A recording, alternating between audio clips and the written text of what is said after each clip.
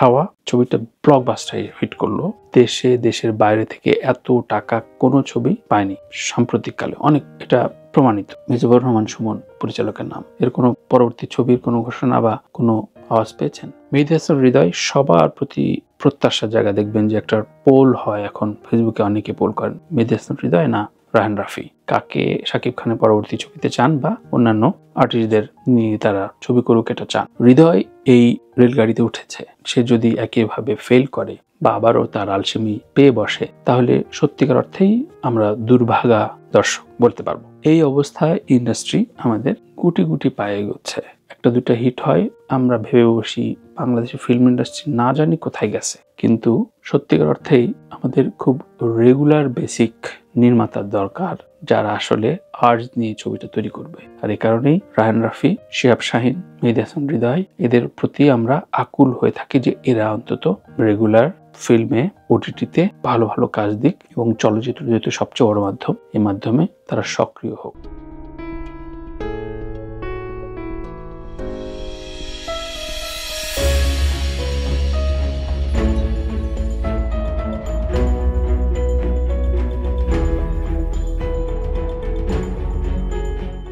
প্রিয় দর্শক, সবাইকে অনেক অনেক শুভেচ্ছা। সাথে সাথে কথায় আমি এর আগেও পরিচালক নিয়ে কথা বলেছি যে কোন পরিচালককে আমি আসলে বলবো যে উনি সিনেমাকে ডেডিকেটেডলি ভালোবাসেন বা এন্ডোর্স করেন বা আমাদের জন্য সার্ভ করেন। আমি কথা এর আগেও লিখেছি, বলেছি, রায়হান রাফি প্রসঙ্গে একটু উচ্চতর প্রশংসা করেছি। সব ছবি যে ওর আপ টু দ্য মার্ক আমার ভালো লাগে তা না, ব্যক্তিগত মত যেহেতু বলছি।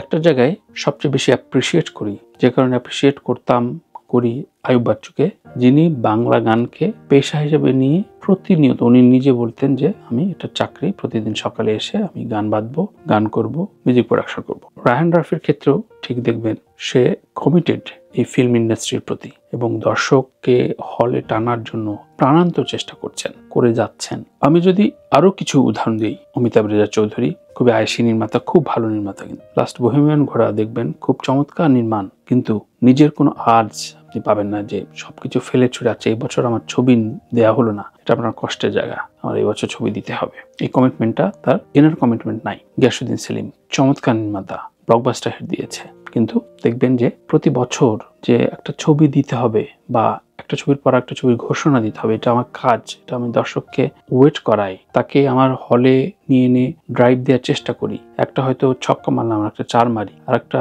ড্র করি, এই জায়গাটা নেই। হাওয়া ছবিটা ব্লকবাস্টার হিট করলো। দেশের বাইরে থেকে এত টাকা কোনো ছবি পায়নি সাম্প্রতিককালে, অনেক এটা প্রমাণিত। মিজানুর রহমান সুমন পরিচালকের নাম। এর কোনো পরবর্তী ছবির কোনো ঘোষণা বা কোনো আওয়াজ পেয়েছেন? সো এই কারণে বলি যে পরিচালকের একটা নিজস্ব কমিটমেন্ট থাকতে হয়। এটা কিন্তু সরকার বলে দেয় না, প্রডিউসার সমিতি বলে দেবে না যে প্রতি বছর তোমাকে ছবি করতে হবে, 2 বছর পর তোমার ছবি করতে হবে। কিন্তু এসব নির্মাতাদের আর্জ নাই। শামীম আলম রনি দুর্দান্ত মেধাবী এবং ওর প্রতি একটা প্রত্যাশা জায়গা তৈরি হয়েছিল। মেবি নোলক নির্মাণ করেছে, দেশের বাইরে দীর্ঘদিন ছবিতে অনুপস্থিত। অনেক চারণ নির্মাতা, ধরেন সাদ, কিতুল কালাম, রেহানা মারিয়াম নূর গানে ফাড়ে ফেললো, তার কি কমিটমেন্ট আছে? সে কি কোনো ছবি দিয়েছে এরপরে? দেয়নি। এখন আমাকে গালি দিতে পারেন, ভাই তার ইচ্ছা হয় নাই, ছবি করে নাই, তাতে তোর কি? আমার কি এজন্যই যে দর্শক প্রত্যাশার জায়গায় এজে মিন্টু, শহীদ ইসলাম খোকন, কাজী হায়াত, চাষী নজরুল ইসলাম, মানে কত জনের কথা বলবো, মতিন রহমান, ওই সময় একের পর এক তারা পাল্লা দিয়ে যে ছবি নির্মাণ করত, একজন জমি বিক্রি করে লোক দিয়ে ঠিক করতো। কেউ হয়তো বাজেট সংকুলন হচ্ছে না, 3-4 জন ইনভেস্টর নিয়ে ছবি তৈরি করার চেষ্টা করতো। এই পেশাদারিত্ব নিজেদের ভেতরে যদি না আসবে, ততদিন ওই বারবার রায়হান রাফিদের কথা বলতে হবে। মেহেদী হাসান হৃদয় সবার প্রতি প্রত্যাশার জায়গা। দেখবেন যে একটা পোল হয় এখন, ফেসবুকে অনেকে পোল করেন, মেহেদী হাসান হৃদয় না রায়হান রাফি, কাকে শাকিব খানের পরবর্তী ছবিতে চান বা অন্যান্য আর্টিস্টদের নিয়ে তারা ছবি করুক এটা চান। হৃদয় এই রেলগাড়িতে উঠেছে, সে যদি একইভাবে ফেল করে বা আবারও তার আলসেমি পেয়ে বসে, তাহলে সত্যিকার অর্থেই আমরা দুর্ভাগা দর্শক বলতে পারবো। কারণ আমাদের অন্তত হাফ ডজন কিংবা 1 ডজন নির্মাতা থাকা উচিত যারা রেগুলার ছবি নির্মাণ করে যাবে এবং দর্শকদের পালস বুঝে ছবি সার্ভ করবে। এই জায়গাটা তৈরি না হলে আমাদের ইন্ডাস্ট্রি ওই যে শখের 2 ঈদে কামড়াকামড়ি করব, বাকি সময় প্রডিউসার যদি পায় মুরগি জবাই কইরা তাকে ওয়ান টাইম রেজার হিসাবে ইউজ করে ছেড়ে দেবে। এই অবস্থায় ইন্ডাস্ট্রি আমাদের গুটি গুটি পায়ে এগোচ্ছে। 1-2টা হিট হয়, আমরা ভেবে বসি বাংলাদেশের ফিল্ম ইন্ডাস্ট্রি না জানি কোথায় গেছে। কিন্তু সত্যিকার অর্থেই আমাদের খুব রেগুলার বেসিক নির্মাতার দরকার যারা আসলে আর্জ নিয়ে ছবিটা তৈরি করবে। আর এই কারণেই রায়হান রাফি, শিহাব শাহীন, মেহেদী হাসান হৃদয় এদের প্রতি আমরা আকুল হয়ে থাকি যে এরা অন্তত রেগুলার ফিল্মে ওটিটিতে ভালো ভালো কাজ দিক এবং চলচ্চিত্র যেহেতু সবচেয়ে বড় মাধ্যম, এই মাধ্যমে তারা সক্রিয় হোক। প্রিয় দর্শক, আমার এই মতামতের সাথে আপনার মতামতটা কি সেটি জানাবেন।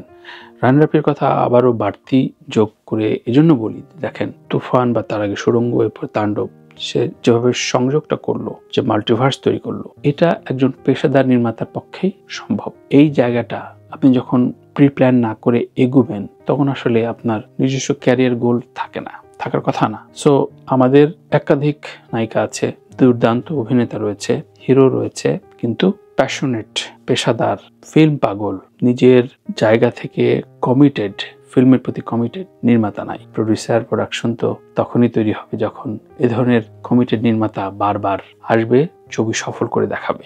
আমার সাথে দ্বিমত থাকতেই পারে, আবারও বলি সবসময় সমালোচনার জায়গা থাকুক, কিন্তু কটাক্ষ না। সেভাবে মতামত দেবেন, আপনাদের মতামত নিয়ে আমি আলাদা কন্টেন্ট তৈরি করার চেষ্টা করব। সবাই ভালো থাকবেন, ভালো রাখবেন। আল্লাহ হাফেজ।